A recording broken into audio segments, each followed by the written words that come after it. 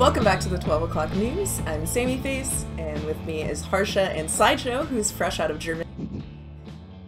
Feeling fresh like I downed a bottle of Febreze, yeah, if you want to call it fresh, that's the one. Sideshow is casting in the TakeOver 2 tournament, which is the first thing we're going to talk about this week. Was anyone very surprised by the results of that tournament? I don't think anybody was surprised by the results because, I don't know, going into this tournament, everybody thought Rogue would be likely the favorites to win it, and when you see the fashion in which they won, it was just really dominant, and they definitely made up for their Apex loss. I think what was surprising is that the EU teams, while they did like relatively well at the event, we saw United and Movistar finish within the top 4. They didn't put up much of a, or at least United didn't put up much of a fight against Rogue. Yeah, actually, Rogue, I think I'm right in saying, only lost 3 maps throughout the entire tournament, and like one of those was each to E United on both on the assault maps, I think, where they looked like they were slightly shakier, and then they lost to Cyclones as well.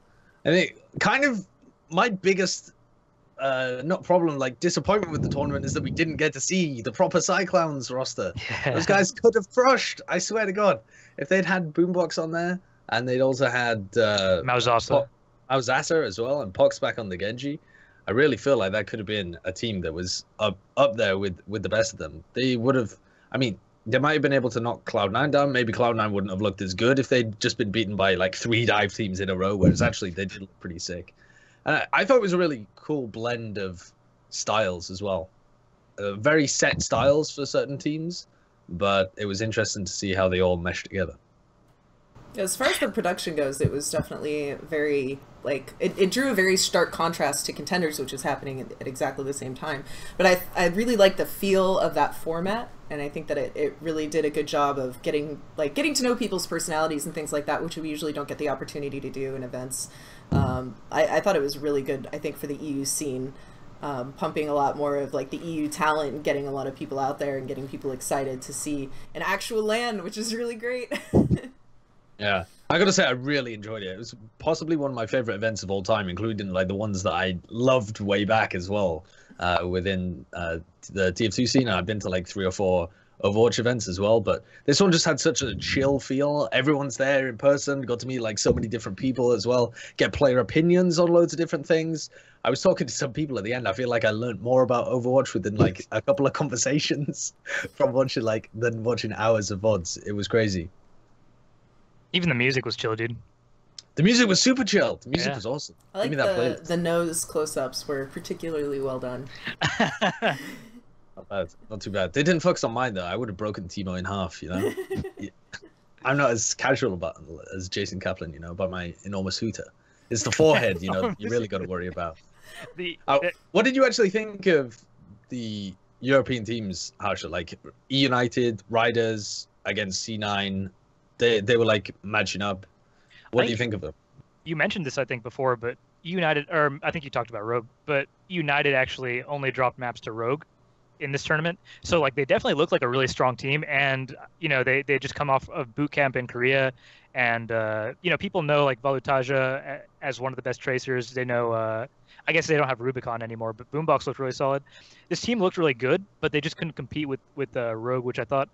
You know, I thought these matches might be like 3-2, not these blowouts that we saw, honestly. Yeah, I think when you're playing triple DPS v triple DPS, you tend to get blown out a lot more if the other team can do it better than you. I think that's also why I think it was what was it? Was it Cloud9 or something? We're going for playing tanks into DPS teams when they're on defense because it takes longer for you to die. Like even if you. Even if you know that you're probably going to lose eventually, it just does take longer for you to break through those holds eventually. Hammers managed to qualify as well for Contenders by playing on 140 ping from TakeOver 2, which I thought was mental. That's a crazy storyline. I was so happy that they managed to pull it off. They were playing all through the night. They didn't sleep one bit. That's insane. Well, there was something like 600 teams for Season 0. I don't know how many actually checked in and were able to play, but that was how many signed up, and that's 22. They played for quite a while. It was a good tournament, though. I definitely agree. It was a great thing for Europe. Like I think they demonstrated their talent is at least on par with North America, I think, and that was a worry for some people because even though Europe has consistently produced the actual best teams, if you look at literally the elite, there were so few tournaments for so long that people were just worried this team was in a sense dead, or everybody, all the top talent had left. So what can this crop of tier 2 teams really do? The one thing I want to note, though, is that so I was actually disappointed in both Movie Star and in Misfits. And I know it's kind of harsh to say that I was disappointed in Movie Star because they finished top 4. But this is a team that was winning everything in the EU that looked like a solid #1 team in Europe. And they'd beaten United twice in Pit and then came into Take. And then I think, was it a 3-0? It was something kind of ridiculous where they got blown out by United. If I remember correctly. 2-0, okay.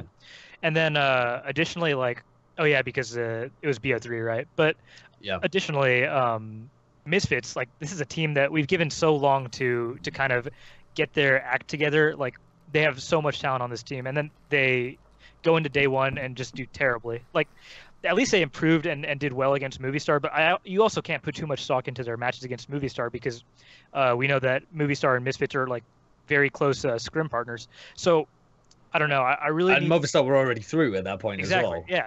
So I really need to see, I think, Misfits do well at Contenders, but right now, definitely a big disappointment in my opinion. Yeah, I think I was on the couch with Jason Kaplan, and he was like, "How is this possible? These guys are legitimately one of the most storied, winningest teams." In terms of their individual players, at least, the winningest players in Overwatch. And these guys are bombing out in 4th, last place in the groups, equivalent to Cyclones, whose roster got torn apart at the beginning and might not have even won a head-to-head against them. So it was kind of crazy to see. But yeah, I think it also shows that whilst there have been no tournaments going, teams have still been developing. They've still been putting the time in, and these new guys have still been coming up.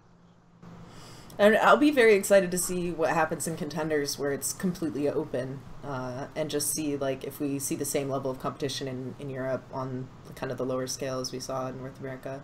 So this weekend was the first ever Blizzard sanctioned Overwatch tournament, $50,000. That was fixed. I checked the rules. It is now exactly $50,000. Who did they take the money from? That's what I want to know. I don't know. Who did they rob we should to have fix that? screenshot it at the time, because then we could have figured out who kind of got gypped on that. But yeah, it's fixed, and it's 50 grand per region now.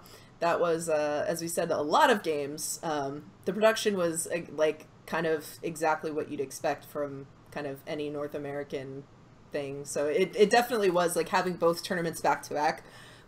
Drew a very stark contrast, and I definitely think that the TakeOver 2 tournament had a better format, at least from a production point of view. I know that there were some questions about the camera work and stuff like that in Contenders and how it differed, and I don't know. It's really interesting, and I hope that they borrow some of the effectiveness of the TakeOver production in future Contenders stuff. But so one of the things about Contenders that I thought was really nice, like you mentioned, was the camera work. The one thing that they did that other tournaments are really I feel afraid to do is that they were showing the free cam more, and so you could actually see how teams were positioned. You could see how the fights would go, how they'd break down. I think the complaint that a lot of people have is that sometimes it takes a bit of the hype out of the match when you aren't seeing the first person player go off, but at the same time you don't get to analyze what you saw on the screen at all if you're seeing it from first person, right? So I think you need to find some happy medium between the two. Maybe maybe we can keep doing this free cam thing and then have replays of it in first person where you see the play go off. I don't know what the best solution to this is, but I definitely did like what they were doing with the camera, and I thought it's good that we're seeing more experimentation. Yeah, definitely. The actual results as well were pretty interesting, right? Because in the run-up to it, lots of teams had fiddled around with their rosters. There were a couple of teams that had to change players because they were ineligible and stuff like that. But there were also Immortals brought in a load of Koreans, including their support staff, to try and gel them into the roster. FaZe changed up their team. They both did reasonably well. Both of those two teams managed to qualify. Rise Nation, not so much, who got dropped by their organization, and then were one of only 3 known teams not actually to qualify for Contenders. Them, NRG, and I forget the last one. But Evil Geniuses, I think. Yeah, it was Evil Geniuses, yeah. Because they couldn't play with Decop and brought in Milo or something and failed to qualify. Yeah, it was something weird. Wasn't it FNRGFE beat NRG 2-0. Yes, they did. The irony. That did indeed happen, and they did indeed get their revenge. To anyone who's wondering as well, because I know a lot of people have asked this question, it's Fnatic NRG GFE, and that's where the name comes from. Because I still see people asking that question, but yes, it's because some of those players played on multiple of those teams. And they just all kind of came together and did that. It's great to see Enigma competing. I'm glad to see him. Honestly, like I miss seeing his Tracer, so it was cool to see him competing again. Right, here's my question with it though, because coming into Contenders, I had described this as a minefield. This is a single elimination tournament that is, you have to hit the top 8 to be able to go through. So you could reasonably meet halfway through. They haven't given seeding to everybody. They couldn't have really planned ahead for all of these rosters. How legitimate do you actually think some of these teams that made it through that we weren't expecting, teams like New Phase that managed to win the entire thing, FNRG, these other teams, who else was it? Like you guys get paid, and some of these other guys, how legitimate do you think these guys are? Is this the top 16 teams in North America? I'd say 16 of those teams are the top 20 teams in North America. There's room for upsets. It's a single limb tournament, and you said there was no seeding, right? But I definitely think that the teams that deserve to get in got in for the most part. I don't think like, I mean, you know, you could just tell NRG that they should have won, but like, I was more worried that we'd get really skewed results if like teams met it like really early, like maybe in the round of 16 or something, but it didn't. I don't think it actually happened, or if it did, it was corrected on day 2, right, where we saw the rest of the teams qualify. So, yeah, I thought it was. It ended up working out all right, but it still seems a bit dangerous. I do have to say that it kind of sucks that essentially what happened was that Cloud9 was at Take TV, and so they got a free pass as the 9th seed in Contenders Season 0, and so it was only 7 of the top 8 teams that got in for day 2, and so we didn't see Kelvin and the Chipmunks make it.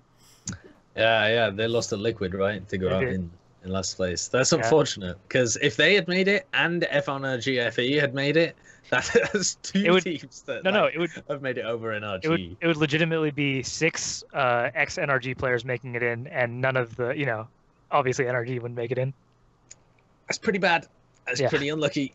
What do you think about the actual teams that performed and how legitimate they are for like top teams in the future? These teams that have just kind of been cobbled together last minute. I'm mostly thinking like the New Phase roster, FNRGFE, Immortal, stuff like that. Where do you see them going in the future? Hard to say, you know, because I know for a fact that Immortals only had like a day of practice before they played, and FNRGFE formed like legitimately 3 days before. So like, you see the potential, obviously, but it could just be the fact that nobody knows how to play against these teams because they haven't been scrimming anybody, right? They just formed. And so while I do think all of these teams that qualified do have like legitimate pros and like definitely could be a mainstay for down the road, right now I don't really know what to make of the mix-up rosters. I do have to say that I think Immortals will be really sick, though, because Kareev and Fade are both really good players. And what I thought was interesting is that on day 2, Kareev and the rest of the team, you could see that, and Fade as well, you could see that there was like a distinct lack of coordination between them. Even though they were winning, like the maps were coming close, but as the day progressed, I thought they got better and better, and you couldn't even tell there was a language barrier in the finals, I felt. I wonder about this as well, because when you talk about teams that are sponsored by orgs, they don't necessarily have complete control over what players are playing in those teams, whereas in a mix-up, it's like I don't know how to democracy. Yeah, it's a democracy. It's everybody agreeing that they want these people in on the team. So in theory, like, wouldn't those teams be more comfortable with one another because they chose to play together, as opposed to in orgs where they might not necessarily listen to the players on who they want to play with? But at the same time, if something little comes up, it could bubble over, and then you could have like a big team debate where you don't have management to come sort it out, right? So it's also you're dealing with free agents. Like, you have to pick up free agents. You can't go and buy people out and stuff. Yeah, I can see the pro in that sense, you know. But I also don't think that many people stay on teams if they're super unhappy with whoever's coming in to play alongside them. Yeah, if they're getting paid though. Maybe. That's a pretty big factor. Take the money and shut up. Just literally shoving $100 bills in their mouth. There's not a ton of paying orgs left. Okay, I'll pay. You have to like deal with what you have available, because you don't know. I mean, Overwatch League still hasn't been announced, so you have no idea what the future is going to hold. How do you know? I think we should focus on what's important here, and that Sideshow just gave us a phenomenal GIF There's an album of them out there if you look. All right, what do you think then? Bringing it back to orgs rather than my face. What do you think about organizations that didn't make it in and the orgless teams that did? Is this a good argument to say, fuck the teams that aren't in? There's not going to be many major tournaments coming up, you would assume, because Contenders is going on. So should we just wholesale pick up these guys?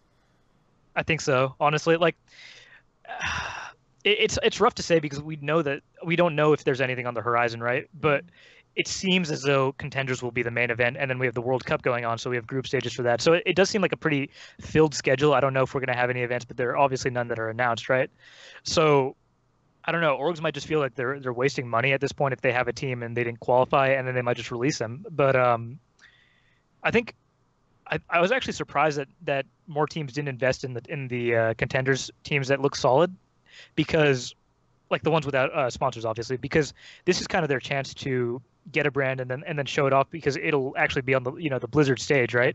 I feel like so that'll probably happen in the coming weeks, though. Like during the maybe tournament, because a lot of these teams were formed like really last minute. I mean, it was like a week or two in advance that people were putting these teams together, because it was just announced and then it was starting. So there wasn't like a ton of time for any kind of orgs to figure out if they wanted to participate in it and kind of try to get a cut of that. And you might as well wait and make sure that your team's qualified as well, right? Yeah. And you don't want to think, God damn, Rice Nation look like they're definitely going to get in. We should pick up these guys. And then you're like, oh, well, shucks, dude. That didn't work out. Unlucky. Yeah.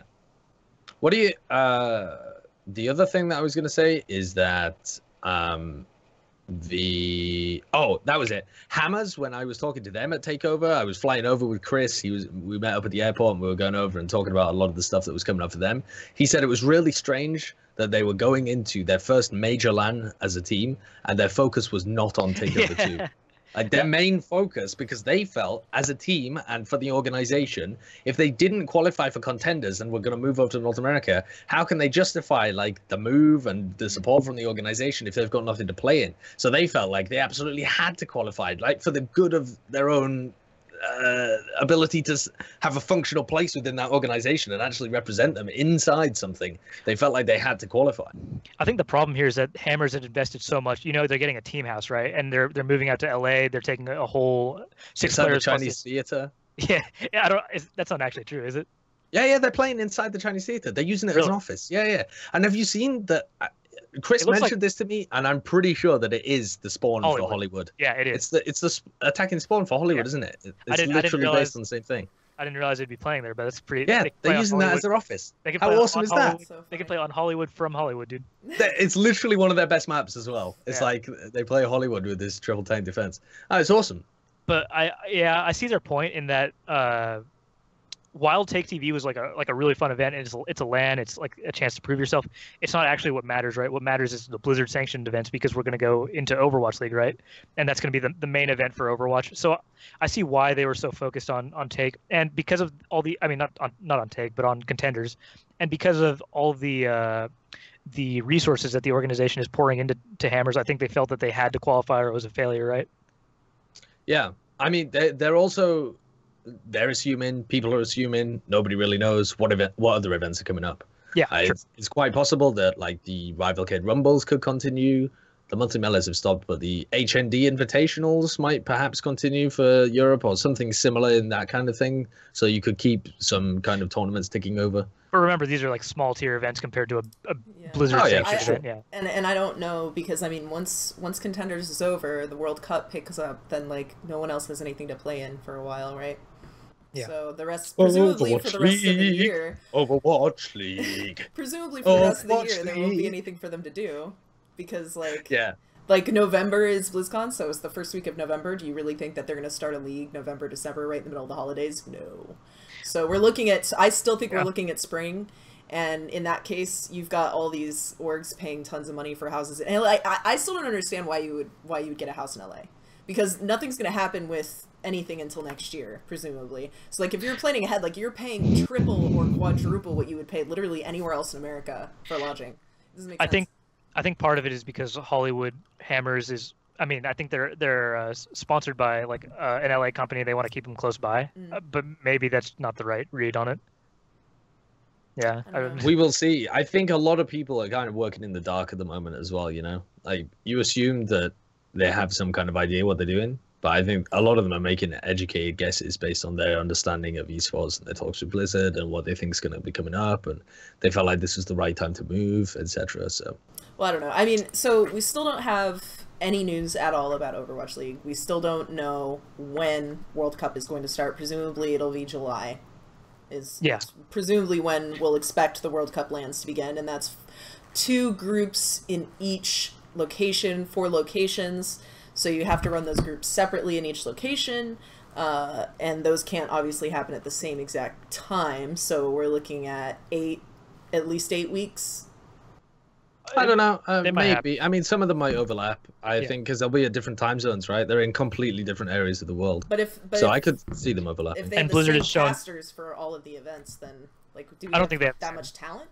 Does that much talent exist to be able to do a different group in each location? I think so. I have not been asked. I do not know anything about it, just as a caveat. But I would be very surprised if they were flying around at one group of talent to every event. I'm pretty sure they're splitting it up. The other thing is that you can have talent stationed in one location and they can be remote, right? We've seen other games do that. And it's kind of lame, but yeah, it's possible. Yeah.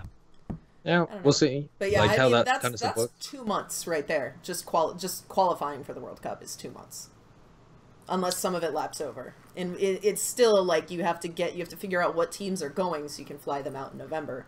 So that's got to be resolved, you would think, by like end of September, early October. So we're coming up on it. Like they've at least got to start by August at the latest if they're going to get these teams out by the first week of November. I don't know. I feel like we're going to hear about that soon, and that's just going to take up the next few months, which means like all these teams aren't going to have anything to do unless Blizzard allows people to run more tournaments, which people have already said they don't want to. So I'm pretty sure they're going to overlap things more than you're taking into account there with your schedule. Like, they've already shown that they're not really scared to overlap TakeOver with exactly. qualifiers for Contenders. So. That really bothered me, honestly. I don't feel like that was planned, though. I don't think that was on purpose, but I think they were planning to do it earlier. Perhaps they had to push it back, but at some point they were going to have TakeOver in the middle anyway, right? Like, if it was going to happen earlier, then TakeOver would have been like, more in the middle. The other problem is they allowed people to stream these matches, right? So I think they should have seen beforehand that like people like Siegel, like Calvin, like all these other really big Overwatch personalities would be able to actually outperform the esports scene because that's what they've been doing. That's what they've been doing forever, right? So it kind of I don't think it screwed TakeOver by any means. Like I don't think they would have gotten all those 40,000 viewers that other people might have gotten. Do you know what the viewership was for TakeOver? I think it peaked around like 15K. Yeah.